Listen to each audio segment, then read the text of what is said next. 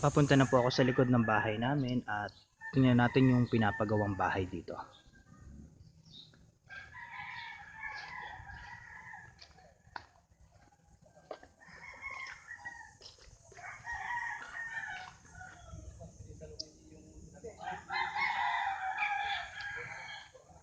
Ayan siya guys. Inuumpisahan na yung bahay. Puntahan natin si kuya at tanungin natin kung magkano ba ang panimulang gastos dito sa bahay na ito. Asan ba si kuya?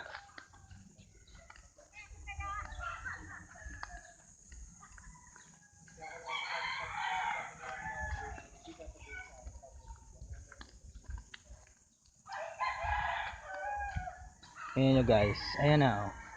May panimula na siya. Ayun si kuya. Yun yung nagpapagawa, yun ang may-ari ng bahay. Ating tatanungin.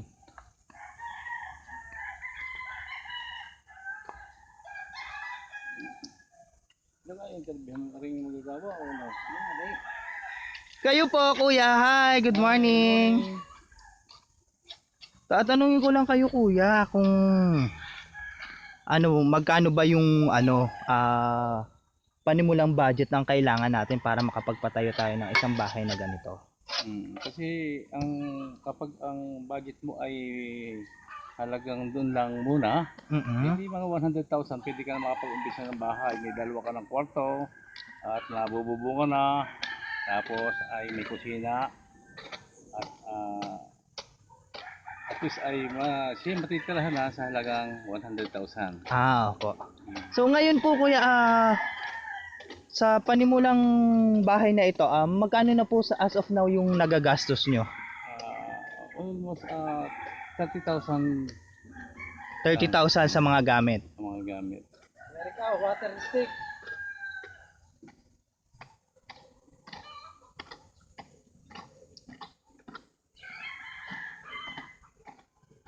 Ayan po, hinuhukayan. Naghuhukay si Kuya Eric. Hi Kuya Eric. Hello. Hi William. Pare, ano ka? Ay, pulis. Ay, pulis naman pala ang nagtatrabaho. Pawisan ng pulis. Dalawa. Di niya, kwarto, pagkahiwalay siya. Sa isang kusina. Dalawang kwarto. Ibang taong titira, hindi magkahiwalay, hindi magkakarinigan ng salitaan. Oo. Kasi pagkalapit ang kwarto, ay posibleng maririnig ng kapitbahay ang kabilaan kung anong pinagkukwentuhan. Kaya mas mabuti yung magkahiwalay. Baka marinig yung secret. Secret. Baka may binabahagi. Kailangan social distance din ang kwarto. Social distancing din ang kwarto. Ayan siya guys. Ayan. Kuya, ilang square meter po yung pinagtatayuan ng bahay na ito? Sa pagkakaalam nyo. Siguro mga 50 square meter. Sa lawak na 50 square meter, ito siya guys. 50 square meter, makakapagpatayo ka na ng isang bahay. At sa halagang 100,000 na panimula, meron ka na. Kuya, magkano po ang ngayon, ang presyo ng ating buhangin? Ang buhangin natin mga 900 pesos ang isang per cubic. Per cubic 900. Ang ating pong hollow blocks. Ang hollow block dito ang bili ko lang ay sa yung size number 5 ay 10 pesos ang bawat isa. 10 pesos ang bawat isang hollow block. Ang D4 naman, ang 4 inch ay 9 pesos. 9 pesos. So, ang panimula nyo po, mga ilang cubic po yung inyong binili muna? Ang panimula ay 4 cubic ang aking buhangin. Tapos ang semento nyo po? Ang semento ko ay 25 sack. 25 sacks. Tapos ang inyong pong hollow blocks? 400 muna ang nakuha ko. 400 hollow blocks muna. Siguro aabot ng kwan yan, mga 700 almost ang kwan. 700 Lahat. plus. Tapos ang inyo pong bato, magkano po yung sa bato? Yung ganung bato, yung... Tubig. Anong tawag nyo sa batong yan? Report. Three-port. Hindi yata nasa 1-2 yata yan. Hindi ko sure. Graba? Graba, yan sa graba.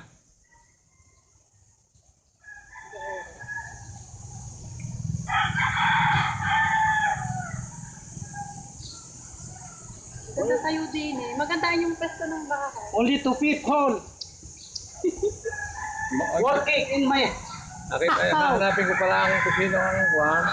Makakasama. Padalwa. Ayaw nga eh. Inanuhan ako yung katikarya eh. Oo nga. Anong kasta na ngayon? Anong ginagawa nyo ngayon? Naghuhukay pa lang para mamaya kami makapag-asinta na. Asintada. Oo, asintada na yan pare. Pantodis pa lang kamo ito. Ito guys ay pang 2 araw pa lang. 2 araw pa lang nilang Kuha ng mga magnagagawa. nagagawa. Yung gumawa na rin, napakabilis gumawa. Ari po ay ilang lang kuya ang inyong trabahador dito? 3 lang. 3 lang. Ano pong mga katungkulan noon? Isa ay mason at 2 ay helper. Isa'y mason. Mason foreman. Yan, mason foreman. Mason foreman all around, tas ang isa ay labor or helper. Tawagin nating helper. 2. Assistant. Yan. Para magandang tingin pa rin yan. 2 araw pa lang yan guys. 2 araw pa lang to. So update ko kayo pagka ilang araw para makita nyo kung gaano nakataas yung bahay, at hanggang sa matapos i-update ko kayo hanggang dulo. Ang sukat ng bahay ay 14. Ang floor area ay 14 feet by 34 feet.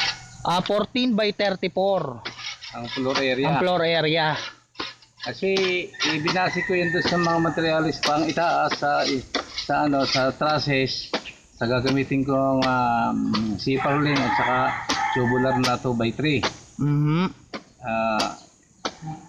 Sa susunod mong report makikita na nila yung update na. Opo.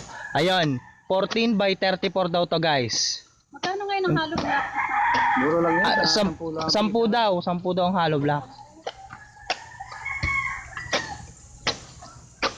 14 by 34 floor area, tapos ang feet 14 feet by 34 feet ang floor area.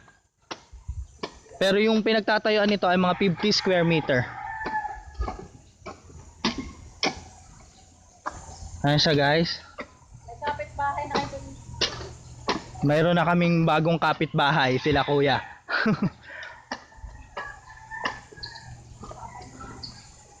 Uwisa ng pulis.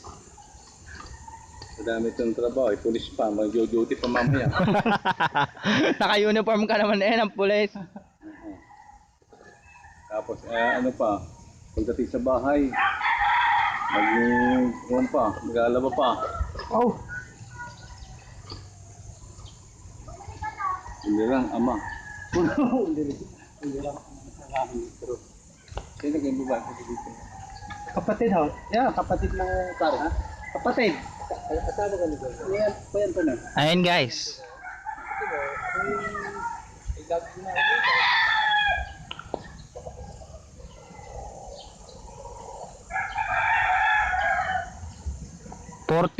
feet by 34 feet. Yun, ay pagpalam na. Nakadalawa na, tatlo. Nakatatlong patong na ng hollow blocks.